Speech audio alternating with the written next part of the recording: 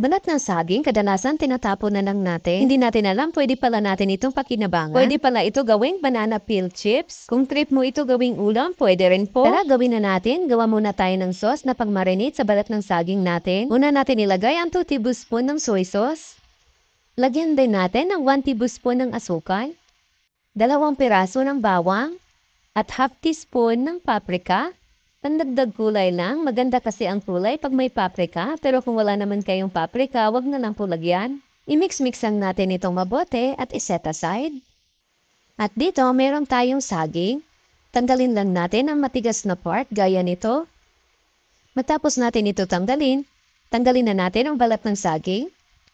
Kung curious kayo sa lasa nito, subukan nyo rin gawin ito. Palagi naman tayong kumakain ng saging at tinatapon lang ang balat.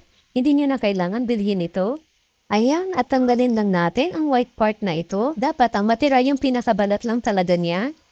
Tanggalin nyo lang ito gamit ang kutsara. Madali lang gawin ito.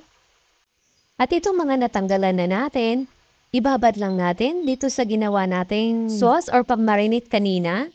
Hindi naman kailangan na i-marinate natin ng matagal itong balat ng saging. Pag hindi rin kasi natin ito nababad, nag-iiba ang kulay ng balat ng saging. Ayan, at pwede na natin ito iprito. Dito sa ating kawali, maglagay lang ng sapat na mantika. Once mainit na, ilagay na natin ang mga balat ng saging.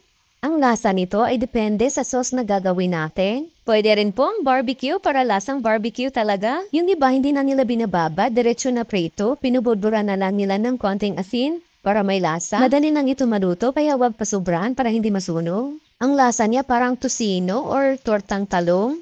Pero napaka-crispy talaga. Naging ganyan ang kulay kasi nag-caramelize ang sugar at yung sa paprika natin. Masarap talaga siya, pwede nang iulam.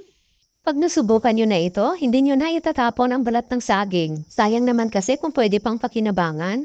Maraming salamat, hanggang sa susunod po.